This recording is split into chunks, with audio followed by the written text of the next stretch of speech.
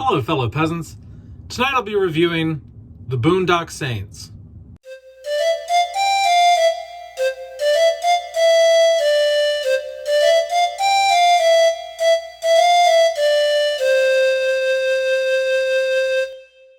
Alright guys, so I just got done watching the Boondock Saints. This film came out in 1999. It was not well received when it first came out. The critics bashed it. It still only has a 26% on Rotten Tomatoes critic score. And so it was pretty much hated when it came out in 1999. And somewhere around 10 years later, it garnered this, it gained this cult status. And I remember around 2008, 2009, even 2007 maybe, somewhere around there, almost a decade later, this film became popular again. Everyone was watching it. Everyone was buying copies of it. They're buying the t-shirts. I was one of them, man. I had a t-shirt, I had the DVD, everyone was quoting this movie. I don't know what was going on.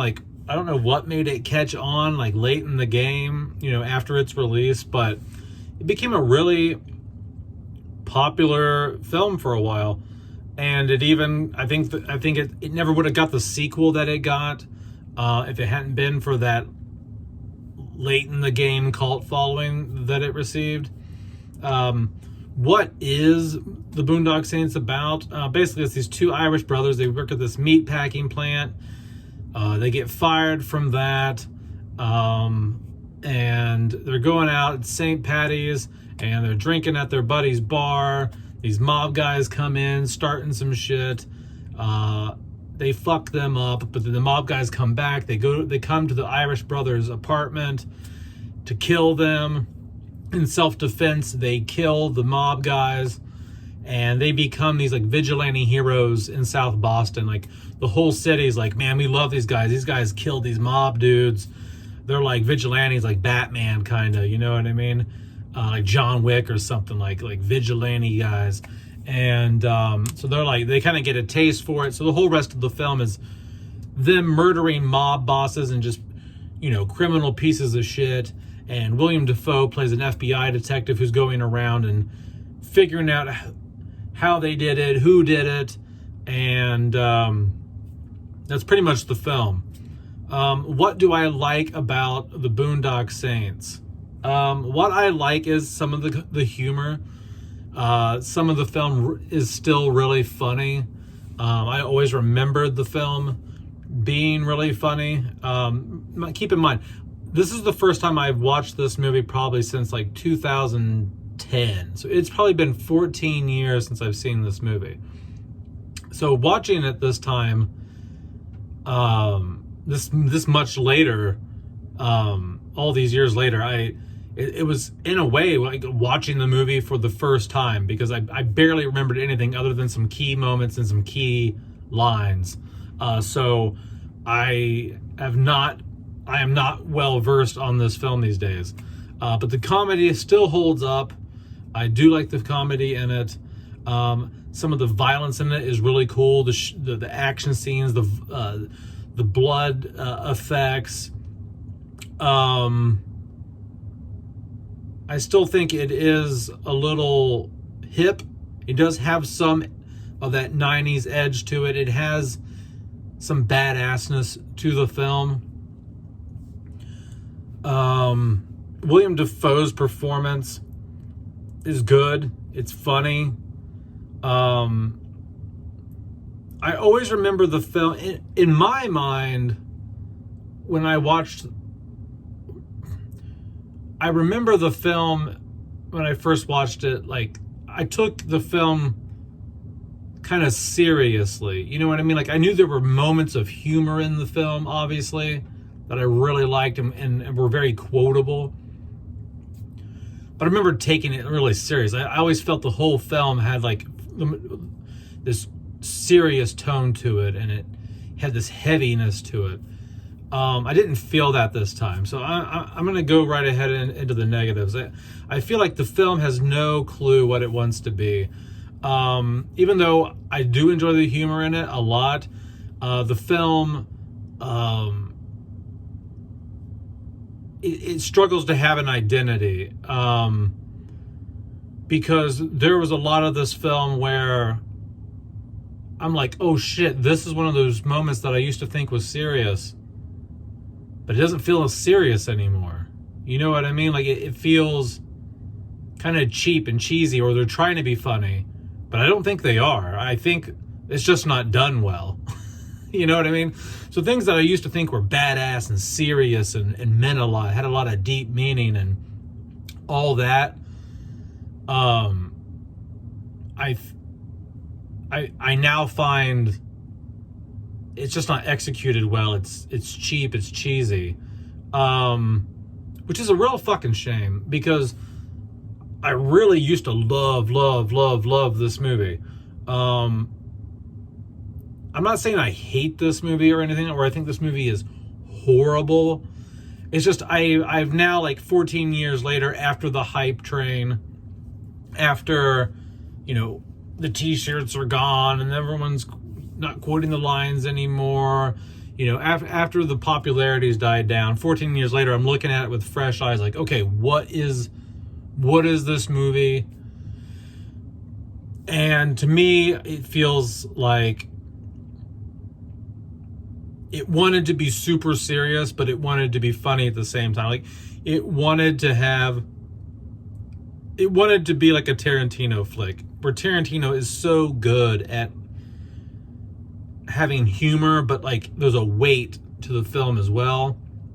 I don't think they found that balance with this like Tarantino can do.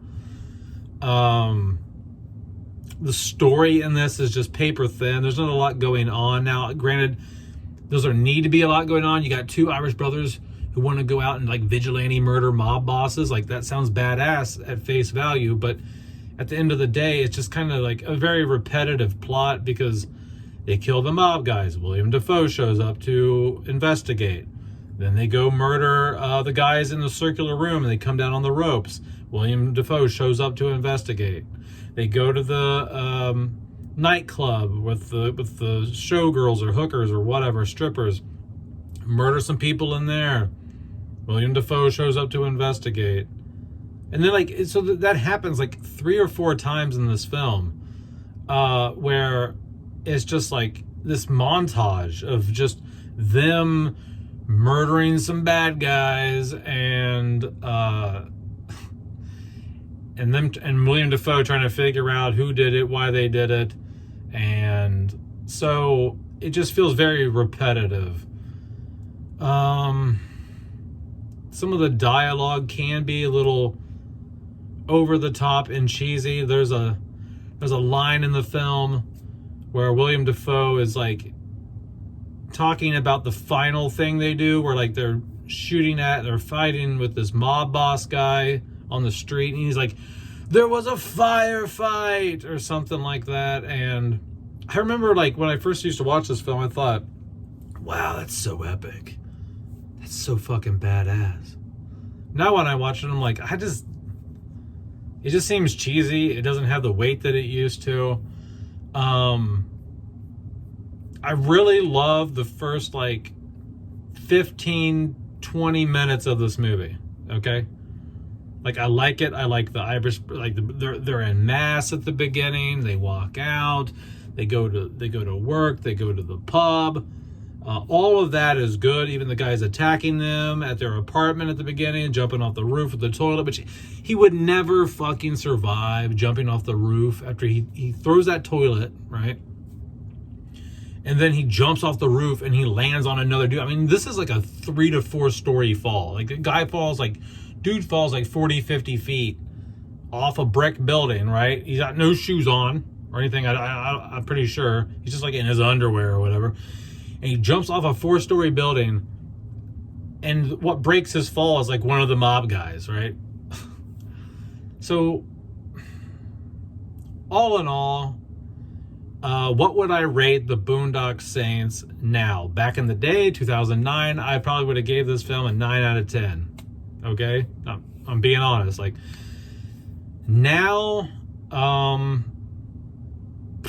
think the only thing that really saved me, the only thing that saves this film from going lower on my scale is nostalgia. I still have nostalgic feelings and a love for this because me and my friends used to watch this all the time and quote it. It just reminds me of the good old days, you know. But now that I've watched it with fresh eyes, 14 years later, what do I think of it on a 1 to 10 scale? Obviously, I'll watch it again. So it's going to go above the 5 mark. I would rank the Boondock Saints a 6.5 out of 10. I'm not going to give it a 7. That would put it around a C, you know, about a 70%. So I would probably give it like a 6.5 out of 10. I would watch it again. I will watch it again. I own it. I've got the Blu-ray right here. It's just something I'm going to pop in probably every St. Patty's. Like, that's why I watched it. That's why I watched it now, is because St. Patrick's is this weekend, and I'm like, well, let's watch the Boondock Saints. Let's kick off the St. Patty's weekend right and watch this. So I am a little bit, actually, I'm very let down that I don't like this film as much as I used to. I wanted to pop this in and love it just as much as I did in 2009, 14, 15 years later. I don't have that love for it. There are some great quotes in here though, where the guy, I love where the cop is like, "Who the fuck are you?" And William Dafoe opens up his badge, it says FBI, he goes, "That's who the fuck I am." Like, just such a badass moment there. And then he tells the guy, "Go get me a coffee, sweet and low." Like, he tells him like how he wants his coffee, which is hilarious because the rest of the movie he's telling the cop to get him bagels and shit. And so there is good stuff in this film. There is good stuff in this film. It's just not like my young mind, like when I was 20, 21 years old, you know, 22, you know, right around that time period, this was like the most badass shit in the world. Everyone's watching it. Everyone's talking about it. And it was just, you know, the hype train was real. You know, now that the hype train's over, you know, I can look at it with fresh eyes, and it's a 6.5 out of 10. Let me know down in the comments below what you think about the Boondock Saints. Whether you like it, you love it, you think it's overrated, underrated. I have not seen the sequel. I've heard the sequel is good. I might check the sequel out. Why not? Right? I know. So I'm going to check it out. Probably, I don't know when, sometime soon. But anyway, peasants, have a good one. Bye-bye.